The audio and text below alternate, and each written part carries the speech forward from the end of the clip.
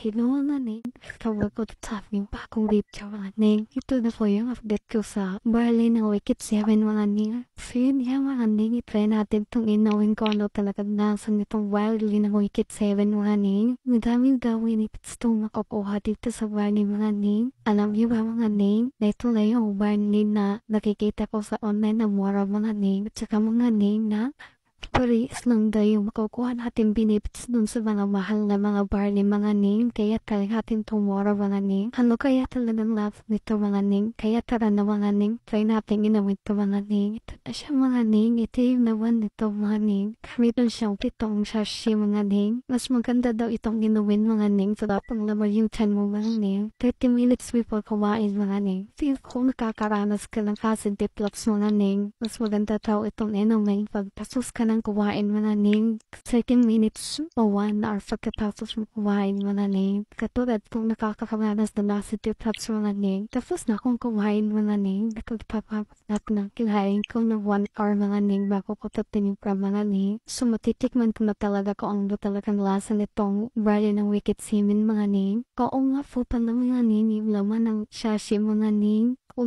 mo siya mga ning, green din siya mga ning. Dito ko na lang i-voice over mga ning kung ano talagang lasa nito mga ning. Kasi ma-explain lang yung video ko kung mga ning. Habang tinitimpla ko itong Barley ng Wicked Semen mga ning. Parang siyang tikas mga ning. Na parang damang mga ning. Hindi ko ma-explain yung lasa niya mga ning. Nung binuksan ko siya mga ning, sobrang mga siya mga ning. Pag iniinom mo siya mga ning, hindi siya mapait mga ning. Alam niyo ba mga ning, na habang ginagawa ko itong quiz over mga ning, humihilap din yung tiyan ko mga ning. Kasi sabi nga daw nila na balik ka lang kadang makakapagbawas nito mga ning pag umiinom ka ng barley mga ning. Kapag hindi ka daw regular na nakakapagbawas mga ning, mas maganda daw to sa'yo mga ning.